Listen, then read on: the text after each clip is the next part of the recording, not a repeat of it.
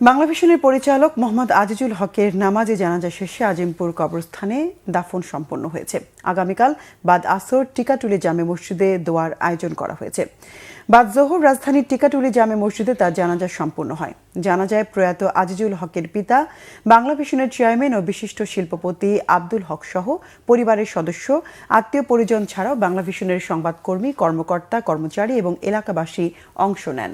পরিবারের পক্ষ থেকে মরহুমের জ্যেষ্ঠ পুত্র আরিফুল হক তার বাবার জন্য সবার কাছে দোয়া চান। পরে আজিমপুর কবরস্থানে চিরনিদ্রায় শায়িত করা হয় মরহুম আজিজুল হককে। এ সময় সবাই মরহুমের রুহের মাগফিরাত কামনা করেন। রবিবার দিবাগত রাতে সিঙ্গাপুর জেনারেল হাসপাতালে চিকিৎসাধীন অবস্থায় ইন্তেকাল করেন আজিজুল হক। গতরাতে সিঙ্গাপুর এয়ারলাইন্সের নিয়মিত একটি ফ্লাইটে হজরত শাহজালাল আন্তর্জাতিক বিমানবন্দরে তার লাশ এসে পৌঁছায়। তার মৃত্যুতে বিভিন্ন রাজনৈতিক দল, সামাজিক সংগঠন, ব্যবসায়ী নেতৃবৃন্দ ও গণমাধ্যমের কর্ণধাররা শোক জানিয়েছেন। মোহাম্মদ আজিজুল হক মা, বাবা, স্ত্রী, 2 ছেলে, 3 মেয়ে, ভাই বোন ও আত্মীয় স্বজন সহ অসংখ্য গুণগ্রাহী রেখে গেছেন।